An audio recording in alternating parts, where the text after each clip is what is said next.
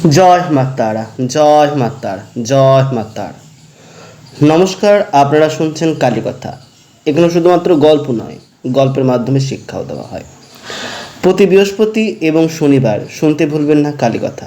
আজকের কালীকথায় আজ শুভ সন্ধ্যায় আপনাদেরকে যে কালীকথায় যে গল্প বা যে ব্রতকথা বলতে চলেছি, সেই ব্রতকথাটি শুনবার আগে আপনারা প্লিজ আমার ইউটিউব চ্যানেলটি সাবস্ক্রাইব করুন, বেলটি ক্লিক করুন ও লাইক কমেন্ট শেয়ার করে দিতে ভুলবেন না।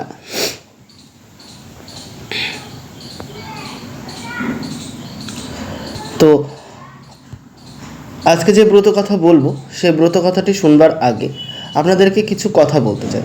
যেমন হচ্ছে আমাদের এই বাস্তব জীবনে কত ছোট ছোট ভুল না আমরা করে থাকি, কিন্তু ভেবে দেখুন তো, একটা মাত্র ভুলের জন্য যদি এক পলকের মধ্যে হারিয়ে যায় আপনার চেনা পৃথিবী, আপনার ভালোবাসা আর আপনার নিজের রূপ। ঠিক এমনটাই ঘটেছিল স্বর্গের এক মালির সঙ্গে। আজ আপনাদের যে ব্রত কথা বলছি, এই ব্রত কথা আষাঢ় মাসে করা হয়। তো এই ব্রত কথাটির নাম হলো যোগিনী একাদশীর ব্রত কথা। কেন এই দিন এত অলৌকিক? কেন হাজার বছর ধরে এই তিথির মাহাত্ম্য মানুষ বিশ্বাস করে আসছে? আসুন আজ আপনাদের এক অদ্ভুত সুন্দর আর একটা সত্য গল্প শোনাই। গল্পের নাম হলো যোগিনী একাদশী। স্বর্গের ঠিক পাশেই এক মায়াবী নগরী ছিল, যার নাম ছিল অলকাপুরী। সেখানকার রাজা স্বয়ং ধনের দেবতা কুবের। কুবের ছিলেন মহাদেবের পরম ভক্ত, আর তার রাজকীয় বাগানের দেখভালের দায়িত্বে ছিলেন হেমমালি নামে এক যক্ষ। হেমমালির কাজ ছিল প্রতিদিন ভোরবেলা মানব সরোবর থেকে তাজা পদ্ম ফুল আনা, যাতে কুবের দেব দুপুরের পুজোয় মহাদেবের কে সেই পুজো সময় সেই ফুল যেন অর্পণ করতে পারে। হেমমালি বছরের পর বছর এই কাজ খুব নিষ্ঠার সঙ্গে পালন করে আসছিল। কিন্তু হেমমালির একটা দুর্বলতা ছিল। তার স্ত্রী স্বরূপবতী ছিলেন অসম্ভব রূপসী। হেমমালি তাকে এতটাই ভালোবাসতেন যে ভোরের ওই কয়েকটা ঘন্টা স্ত্রীর থেকে দূরে থাকাটাই ছিল তার জীবনের একমাত্র কষ্টের সময়। একদিন হলো এক চরম বিপত্তি। আগের রাতের বাড়ি ফিরতে একটু দেরি হওয়ায় স্বরূপবতী তার জন্য অপেক্ষা করছিলেন। পরের দিন সকালে যখন হেমমালির ঘুম ভাঙল, তখন সূর্য অনেক ঊর্ধ্ব গগনে উঠে গেছে। মানব সরোবরের পদ্ম আর তোলা হলো না। পরের দিন সকালে যখন হেমমালি ঘুম থেকে উঠল, তখন সূর্য অর্ধেকটাই ঊর্ধ্ব গগনে উঠে গেছে। মানব সরোবরের পদ্ম আর তোলা হলো না। কুবের দেব মধ্যাহ্ন পুজোর সময় পার হয়ে যাচ্ছে। হেমমালি যখন তাড়াহুড়ো করে ফুল নিয়ে রাজপ্রাসাদে পৌঁছালেন, ততক্ষণে অনেক দেরি হয়ে গেছে। কুবের পুজোর থালা তখন সম্পূর্ণ খালি। কর্তব্যে এমন অবহেলা দেখে কুবেরের চোখ রাগে লাল হয়ে উঠল।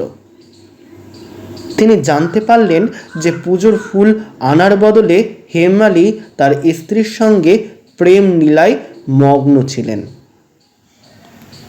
প্রচণ্ড ক্ষোভে, প্রচণ্ড রাগে কুবের তাকে ভয়ঙ্কর অভিশাপ দিয়ে বসলেন। তুমি মহাদেবের পুজোয় অবহেলা করেছ, তুমি যাও, এই মুহূর্তে তুমি শ্বেত কুষ্ঠরোগে আক্রান্ত হবে এবং তুমি তোমার প্রিয়তম স্ত্রীর থেকে চিরতরে বিচ্ছিন্ন হয়ে মর্ত্যলোকে বিতাড়িত হবে। নিমেষের মধ্যে হেমমালী সেই সুন্দর দেবতুল্য রূপ বদলে গেল। সারা শরীর ক্ষতবিক্ষত আর যন্ত্রণায় ভরে উঠল। তিনি এসে পড়লেন মর্তের এক গভীর ভয়ঙ্কর অরণ্যে। না ছিল খাবার, না ছিল এক ফোঁটা জল। দিনের পর দিন তীব্র বেদনায় ছটফট করতে করতে তিনি বনে বনে ঘুরে বেড়াতে বেড়াতে এসে উঠলেন এক ঋষির আশ্রমে। কিন্তু এই চরম বিপদেও তিনি একটা জিনিস ভোলেননি, মহাদেবের প্রতি তার ভক্তি, তার নিজের ভুলের জন্য তীব্র অনুশোচনা। এইভাবেই ঘুরতে ঘুরতে সে এসে পৌঁছালো হিমালয়ের বুকে এক পরম ধার্মিক পরমায়ু ঋষি মার্কণ্ডের আশ্রমে। ঋষি তার এই করুণ দশা দেখে দয়াপ্রবণ হয়ে জিজ্ঞেস করলেন, হে যুবক, তুমি এমন কি পাপ কাজ করেছ যে তোমার এই রূপ ধারণ করিতে হলো? হেমমালী তখন অজুহাত দিলেন না, কোনো মিথ্যা কথা বললেন না। তিনি কেঁদে ফেলে ঋষির চরণে নিজের সব ভুলের কথা অকপটে স্বীকার করে নিলেন। হেমমালী এই সত্যনিষ্ঠা আর তার ভেতরের আসল অনুশোচনা দেখে ঋষি মার্কণ্ড শান্ত গলায় বললেন,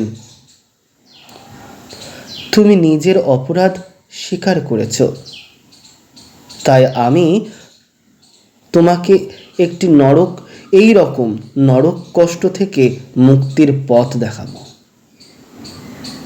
এসো, আষাঢ় মাসের কৃষ্ণপক্ষের যোগিনী একাদশীর ব্রত পালন করো। এই ব্রত পূর্ণ তোমার পাপের অন্ধকার দূর হয়ে যাবে।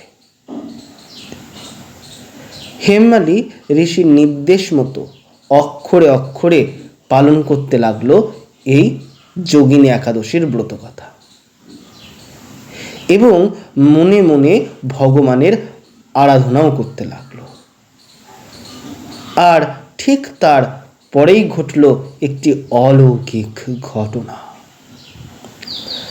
দ্বাদশীর সকালে যখন তার ব্রত সম্পূর্ণ হলো, তখন দেখা গেল হেমমালীর শরীরের সমস্ত ক্ষত যেন জাদুর মতন উধাও হয়ে গেছে। তিনি আবার তার আগের মতন সুন্দর রূপ ফিরে পেলেন। হলকাপুরীর দ্বার তার জন্য আবার খুলে গেল আর তিনি ফিরে পেলেন তার প্রিয়তমা স্ত্রীকে। কুবের দেব তার এই নিষ্ঠা দেখে তাকে বুকে জড়িয়ে ধরলেন। পদ্মপুরাণ ও ব্রহ্ম বৈবর্ত পুরাণে এই যোগিনী একাদশীর কথা বিস্তারিতভাবে লেখা আছে। তো এই গল্পের মধ্যে দিয়ে আমরা কি শিখতে পেলাম? আজকের এই পবিত্র দিনে আমরাও কি পারি না নিজের ভেতরকার অলসতা দূর করে অহংকার বা কোনো রকম যে পাপ কাজটা করেছি সেগুলোর জন্য এই ব্রত উদযাপন করতে? অবশ্যই এই ব্রত মেয়েরাও করতে পারে, ছেলেরাও করতে পারে। এই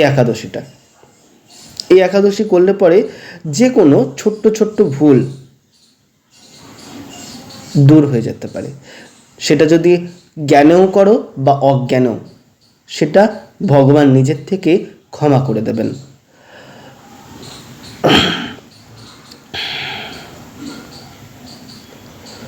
জয় মা তারা, জয় মা তারা, জয় মা তারা। নমস্কার। আজকের এই ব্রত কথা শুনে কেমন লাগলো তা জানাতে ভুলবে না।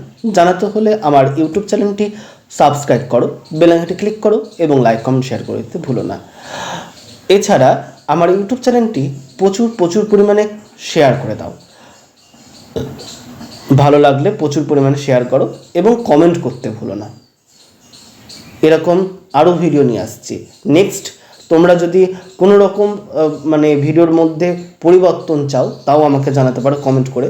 সেটা যদি আমি অভিনয় করে দেখাই বা কোনো রকম, ধরো আমি লাইভ বসে তোমাদেরকে যদি শোনাই ঘটনাগুলো, কেমন লাগবে তা জানাতে ভুলো না। তার জন্য কমেন্ট বক্স খোলাই আছে, সেখানে গিয়ে কমেন্ট সেকশানে গিয়ে তোমরা কমেন্ট করতেই পারো। জয় মাতারা, জয় মাতারা, জয় মাতারা।